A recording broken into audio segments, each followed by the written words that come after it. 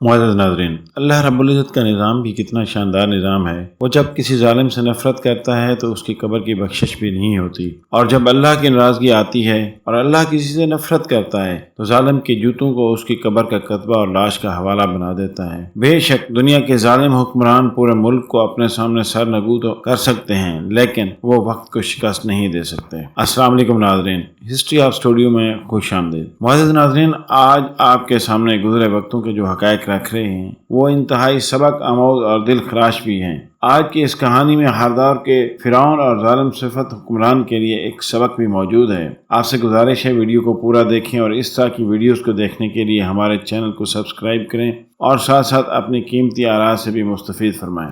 معزز ناظرین، یہ کہانی ہے اس وقت کی جب سوئٹزرلینڈ کی ایک کمپنی پوری دنیا سے صرف 1000 لوگوں کے لیے جوتے بنایا کرتی تھی۔ جوتوں کے تلوے نیوزی لینڈ کے ایک عمدہ قسم کی نایاب گائے کے سنہری چمڑے سے بنائے جاتے تھے۔ جوتے کا ٹاپ برازیل کے مگر مچھ کی جلد سے بنایا جاتا اور جوتے میں افریقہ کے ہاتھی کے کانوں کا چمڑا استعمال کیا جاتا تھا، جبکہ جوتے کے اندر ہرن کا نرم چمڑا استعمال کیا جاتا تھا، اور سلائی کے لیے بلٹ پروف جیکٹ میں استعمال ہونے والا دھاگا استعمال کیا جاتا تھا۔ جوتے بنانے والی کمپنی کا دعویٰ تھا ان کا بنایا گیا جوتا 50 سال تک اپنی آب و تاب برقرار رکھ سکتا ہے۔ ناظرین، ہمارے پڑوسی ملک افغانستان کا حکمران ظاہر شاہ اس کمپنی کا ممبر تھا اور اس سے اپنے جوتے بنوایا کرتا تھا۔ جب ظاہر شاہ افغانستان سے جلا وطن ہوا تو افغانستان سے سردار داؤد اس کمپنی کا ممبر بن گیا اور ہمیشہ اپنے لیے اسی کمپنی سے ہی جوتے بنوایا کرتا تھا۔ اور جب 1978 میں سردار داؤد کو اس کے خاندان کے دیگر افراد کے ہمراہ موت کے گھاٹ اتار دیا گیا، اس وقت بھی سردار داؤد نے اسی کمپنی کا ہی جوتا پہن رکھا تھا۔ سردار داؤد کو قتل کرنے کے بعد اس کی لاش کو ایک جیپ کے پیچھے باندھ کر کابل کی سڑکوں پر گھسیٹا گیا۔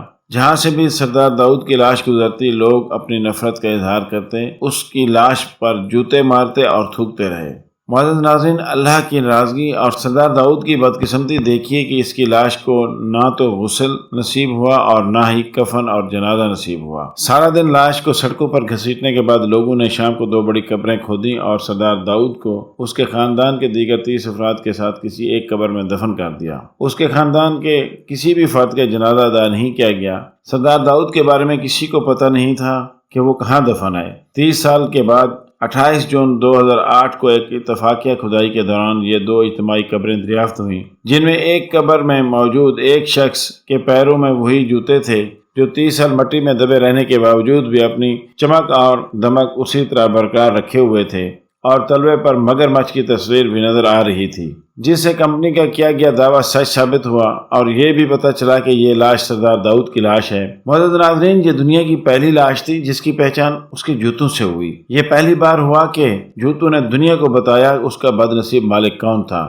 4 دسمبر 2008 میں افغان وزارت صحت نے سردار داؤد کے دانتوں کی مدد سے سردار داؤد کی شناخت کا باقاعدہ اعلان کر دیا۔ 17 مارچ 2009 کے دن سردار داؤد کی سرکاری سطح پر تدفین کی گئی۔ بغاوت کے وقت سردار داؤد کے اکلوتے بچ جانے والے بچے دور خنائی نے بھی جنازے میں شرکت کی۔ ناظرین، تو چلیں دیکھتے ہیں کہ یہ شخص کون تھا اور کس طرح افغانستان کا حکمران بنا اور اس قدر بھیانک انجام کو کیوں کر پہنچا۔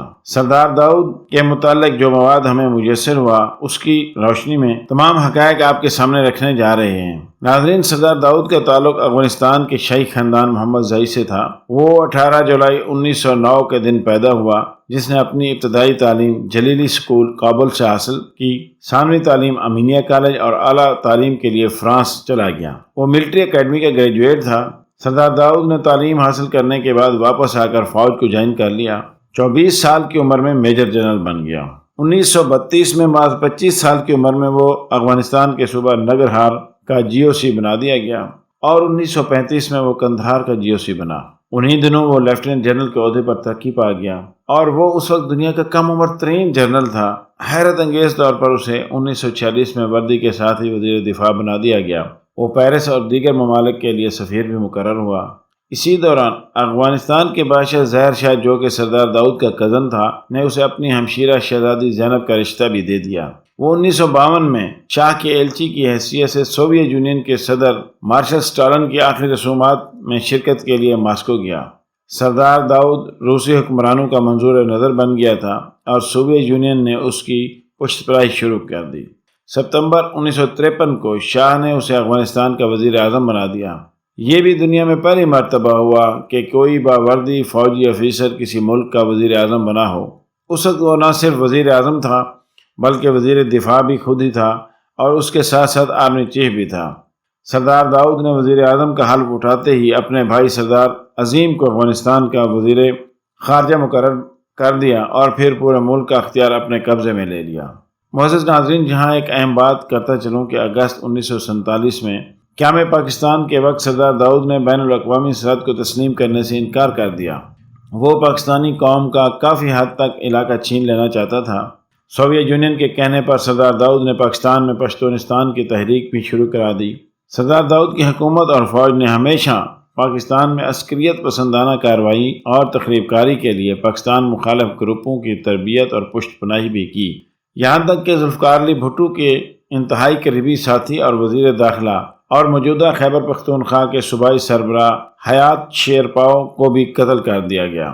سردار داؤد ہمیشہ پاکستان کے لیے مشکلات ہی پیدا کرتا رہا۔ ظاہر شاہ سردار داؤد کے عزائم کو بھانپ چکا تھا، لہذا اس نے 3 مارچ 1963 کو سردار داؤد سے عطیفہ لے لیا، جس کے بعد سردار داؤد نے شاہ کے خلاف سازشوں کا آغاز کر دیا۔ جب شاہ پر سردار داؤد کے عزائم عیاں ہوئے تو شاہ نے 1 اکتوبر 1964 کو افغانستان کا آئین بدل دیا اور نئے آئین کے مطابق شاہی خاندان کا کوئی بھی فرد سیاست میں حصہ نہیں لے سکتا تھا۔ بظاہر تو شاہ نے سردار داؤد کا راستہ روک دیا تھا، لیکن وہ اس چیز کو بھول گیا تھا کہ دنیا کا کوئی بھی قانون فوج کا راستہ نہیں روک سکتا۔ ظاہر سے جب اپنے علاج کے لیے اٹلی گیا تو 17 جولائی 1973 کو سردار داؤد نے ظاہر شاہ کا تختہ الٹ دیا اور ملک میں مارشل لا لگا کر 1964 کا آئین منسوخ کر دیا اور افغانستان کو جمہوریہ افغانستان کا نام دیا، اور ایک ہی وقت میں افغانستان کے صدر، وزیر اعظم اور سینٹرل کمیٹی کے چیئرمین کا عہدہ سنبھال لیا۔ اس نے چند دن بعد 28 جولائی کو پارلیمنٹ کو توڑ دیا اور ملک کا مطلق العنان حکمران بن گیا۔ وہ اپنے آپ کو ایک ماڈرن انسان کہلانا پسند کرتا تھا۔ اس نے اقتدار سنبھالتے ہی پورے ملک میں پردے اور داڑھی پر پابندی لگا دی۔